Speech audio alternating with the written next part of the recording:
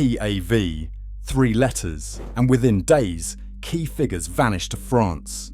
Court cases move behind closed doors. British newspapers go unusually quiet, while foreign papers shout the story England will not print. Official documents show up heavily redacted, names covered, pages missing, files that should exist simply do not. Those 3 letters point to a name that terrified the establishment: Prince Albert Victor, grandson of Queen Victoria, second in line to the British throne. And what made the government panic was the possibility that his name was being linked to a scandal that could damage the monarchy itself. A male brothel, telegraph boys, and an elite clientele that included men who served the royal family directly. This is not just rumour. The scandal is real, and the records exist. And what happened next shows exactly how far the Victorian elite were willing to go to protect their own. This is the story of the Cleveland Street scandal, the case that exposed the brutal double standard of Victorian justice. Poor boys were sent to prison while aristocrats escaped to safety. And at the centre of it all sits the name that made everything exponentially more dangerous: Prince Albert Victor Eddie, a prince whose connection to the scandal, real or rumoured, triggered a response so aggressive that historians still debate it more than a century later. But before we get to the prince, we need to understand the house itself. Because Cleveland Street number 19 was not just a scandal, it was a system. And if you understand how that system worked, how it operated for years in plain sight, you will understand why the government reacted so violently the moment those 3 letters appeared. London, 1889. On the surface, Victorian England presents itself as the pinnacle of civilization, an empire spanning the globe, an industrial revolution reshaping the world, moral codes that claim to define proper society. But underneath that polished surface lived a completely different reality. Because while the elite preached morality, propriety and Christian values, they also fed a shadow economy that catered to desires the law insisted did not exist. Officially, sex belonged inside marriage, between a man and a woman, and nowhere else. Anything outside that was framed as sin, perversion and crime. Unofficially, the world was far more complicated. Prostitution functioned openly in certain districts. Brothels operated with varying levels of discretion.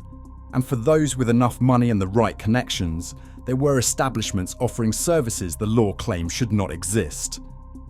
Like Cleveland Street number 19. From the street, it looked like any other townhouse in central London. No sign, no obvious clue. The kind of building you would walk past 100 times without noticing. Respectable, unremarkable, forgettable. But inside, Charles Hammond ran something very specific, very illegal, and very profitable. A male brothel, not a crude back alley operation. This was an establishment built for gentlemen, aristocrats, military officers, men of status who required absolute discretion. Under the Criminal Law Amendment Act of 1885, passed only 4 years earlier, sexual contact between men was explicitly criminal. It did not matter if it happened in public or private. It did not matter if both parties were consenting adults. The law made no distinction. The punishment could be up to 2 years in prison with hard labour. And beyond the courts, the social consequences could be even worse. Career destroyed, family disgraced, name permanently ruined. For powerful men, being linked to homosexual activity was not just illegal, it was annihilation. So Hammond's business model was brutally simple: provide the service, guarantee secrecy, charge accordingly. And for years it worked, until July 1889, when the whole thing collapsed. It began as a routine post office investigation. A 15-year-old telegraph boy named Charles Swinscoe was found with more money than his wages could explain. Suspicion fell on theft. He was questioned, pressed, cornered. Then he admitted the truth. He was earning extra money by visiting a house on Cleveland Street, a house where gentlemen paid him for sexual services. The post office passed the information to the Metropolitan Police. What started as a minor inquiry quickly became something much bigger. Swinscoe was not alone. There were other boys.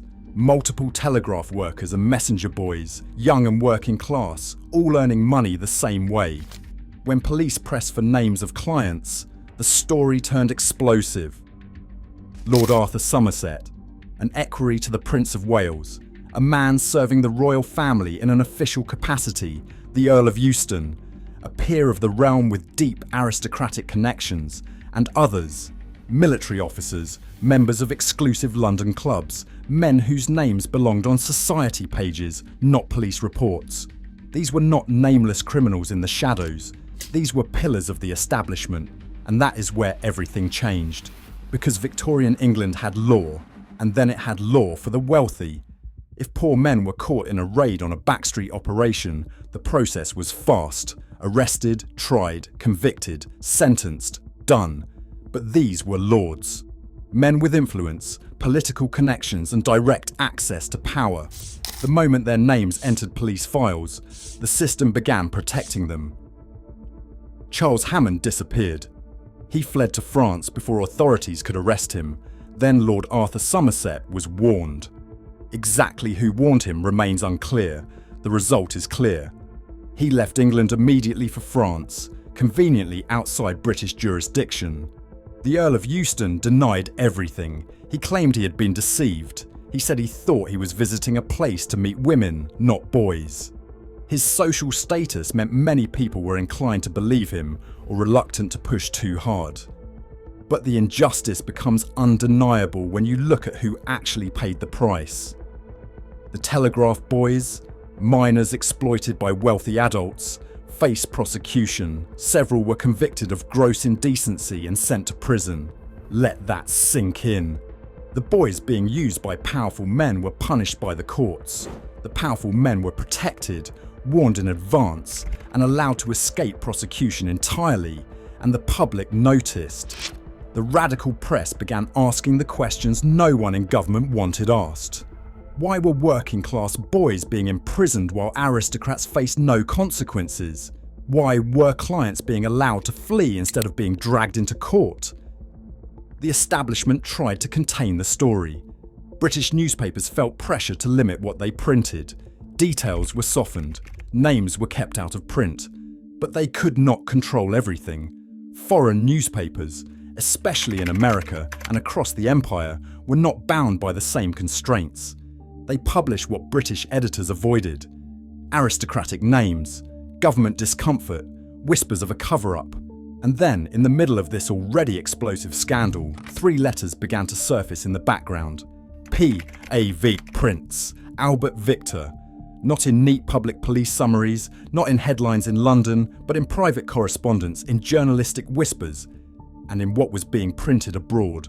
Because once a prince becomes part of the conversation, this is no longer just about lords. It is about the line of succession.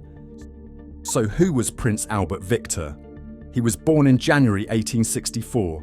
He was the eldest son of Albert Edward, the Prince of Wales, who would later become King Edward VII. That made Eddie the grandson of Queen Victoria herself. His future seemed fixed. His father would become king, and then Eddie would follow. But as he grew, a problem became hard to ignore. Eddie struggled, not in some dramatic theatrical way, more in a quiet, tragic way. Academic work frustrated him. He learned slowly. Tutors found him difficult to teach. He did not project the sharp political mind or commanding presence expected of a future ruler. Yet visually, he looked perfect. Tall, slender, fashionable, impressive in uniform, photogenic, a strong symbol at ceremonies. And that created a specific vulnerability. Eddie left behind fewer defining speeches, fewer decisive public moments, and less of a clear persona. That made him easy to attach rumours to, easy to pull into scandals whether he deserved it or not. So in 1889, when Cleveland Street began leaking into public view, his name became entangled. How that happened is still debated. Some historians argue it was gossip with no solid basis. Others point to the documented facts around the circle.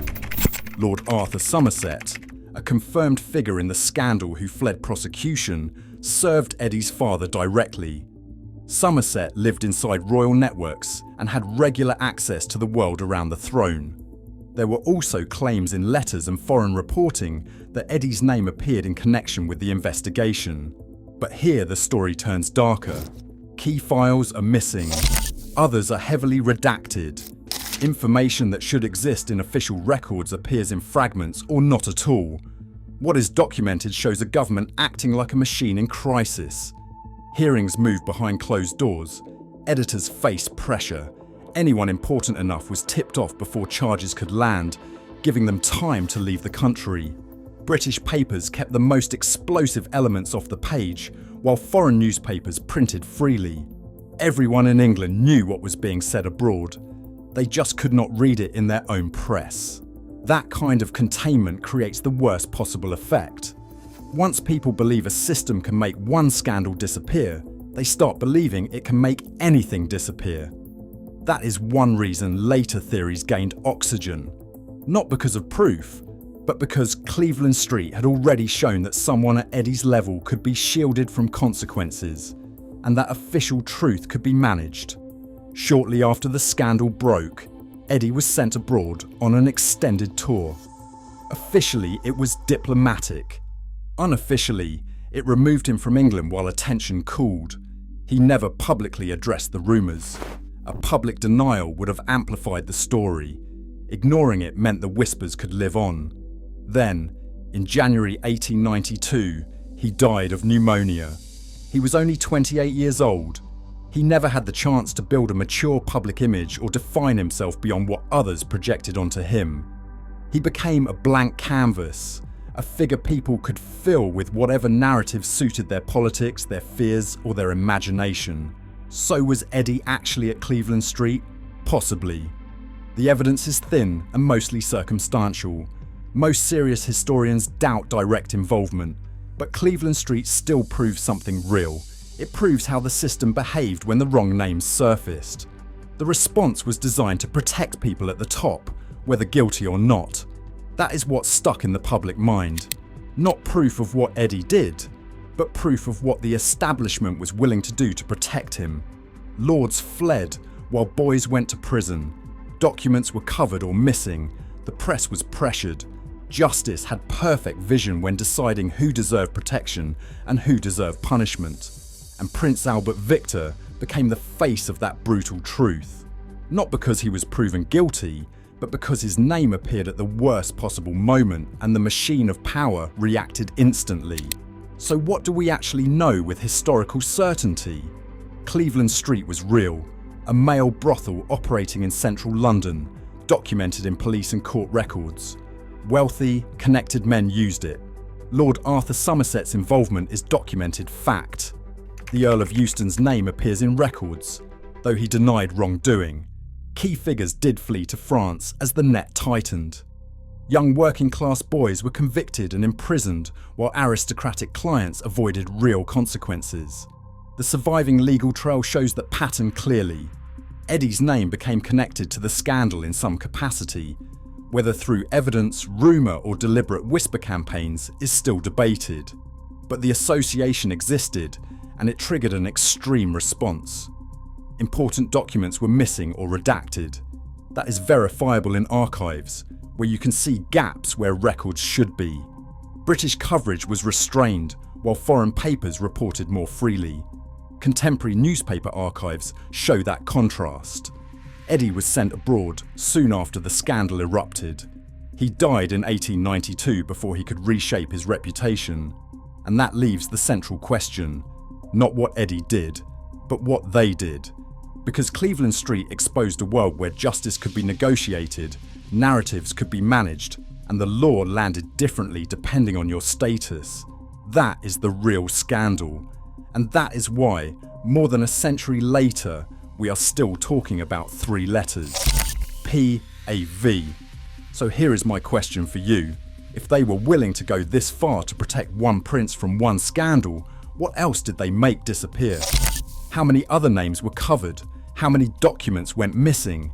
How many powerful men were quietly warned to leave before justice could reach them? Because Cleveland Street was not an exception. It was simply the moment the system got exposed. If this video opened your eyes to how power really worked in Victorian England, hit like. And if you want more stories about the royals they tried to erase, subscribe. There are so many more names they hoped you would never hear. But we are not letting them stay buried. Thanks for watching.